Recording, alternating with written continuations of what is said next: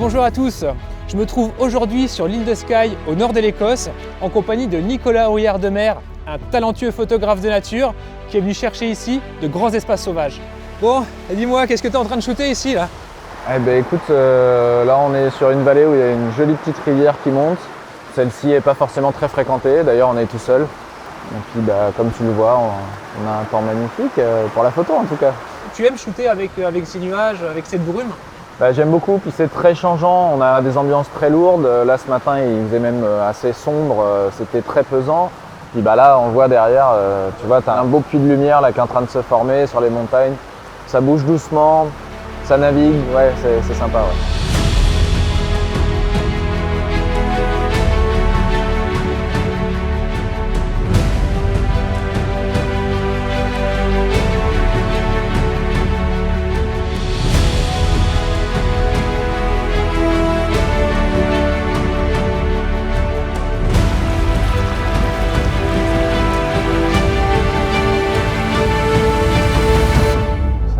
La petite montée. Ouais. Donc voilà. Il est vraiment chouette cet arbre là. Ce petit arbre perdu, regarde, avec ça, c'est magnifique. Tu m'as invité ici en Écosse. Est-ce que c'est un des pays que tu préfères? C'est un des premiers pays où j'ai été vraiment souvent, où je suis retourné plusieurs fois par an, parce qu'il y a tellement de choses à découvrir. Alors souvent on se cible sur des lieux où il y a beaucoup de gens qui vont, à raison, parce que c'est des sites magnifiques. Il y a ça, et puis il y a aussi le plaisir de vivre, connaître les locaux.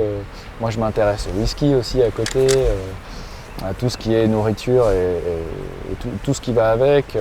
C'est vrai qu'il y a tout cet attrait de l'Écosse dont finalement on ne parle pas beaucoup. On parle des paysages, on parle un peu des moutons, et puis ça s'arrête là, mais ça va beaucoup plus loin que ça l'Écosse. Est-ce que pour toi, prendre des clichés comme tu le fais depuis déjà de nombreuses années, il n'y a pas une volonté de sensibiliser les personnes justement à la nature? Alors au début c'était pas vraiment ça que je voulais faire, j'étais plus dans le partage de l'image je pense. Maintenant effectivement la sensibilisation de plus en plus et j'ai l'impression que c'est un mouvement de masse. Beaucoup de photographes de nature on se dirige vers ça parce que malheureusement tout va dans le même sens et on s'en rend tous compte mais on est au premier rang. Il y a des gens qui sont encore devant nous, des chercheurs, des scientifiques, mais quand on voit la nature, qu'on retourne sur certains spots comme ici, c'est des endroits que tu vois changer. L'environnement, tous les espaces, le paysage, c'est la base de la nature. Les gens pensent souvent au déclin des espèces, mais ils ne pensent pas à la base, au déclin des milieux. Et nous, on se rend compte des déclins des milieux. On voit qu'il n'y a plus d'herbe, on voit qu'il n'y a plus de bruyère ici, qu'il y a plein de choses qui se dégradent. Et les espèces, c'est une cascade, ça en découle.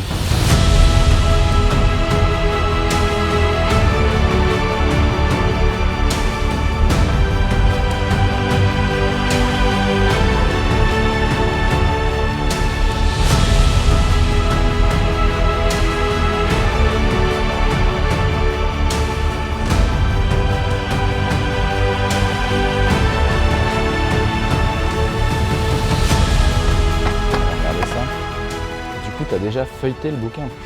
Ah je suis un peu fan donc tu vois.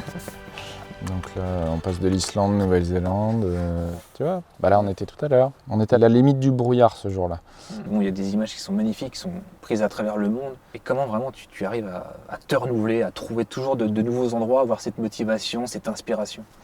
Alors c'était compliqué, il y a toute une période, il y a encore quelques années où je faisais un peu systématiquement les mêmes choses, sans le vouloir, mais il y a une espèce de mécanisme qui se met en place. Et puis à force, j'ai essayé de sortir de ça. Dans le livre, il y a notamment un exemple avec une photo de glacier qui est assez connue maintenant, où j'ai changé complètement de focale.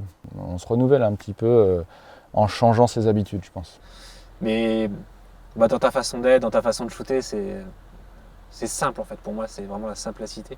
Mais ça ne veut pas dire que c'est pas bien. Au contraire. Je le prends bien. Ça veut dire que tu passes au-delà de la technique. La technique te préoccupe plus. Non. La technique, elle est derrière toi et tu peux te concentrer sur ce qui se passe maintenant. En fait. C'est l'avantage de ce que je fais maintenant. J'ai plus besoin de me focaliser là-dessus. Je m'en occupe même plus en fait. Le matériel pour moi c'est secondaire. Je regarde ce qu'il y a, ce que j'ai envie de montrer et j'essaye de le faire. C'est vraiment ce que j'ai ressenti en étant avec toi. Bon merci Nico pour cette belle rencontre. Quant à moi, je vous dis à bientôt pour de nouvelles aventures.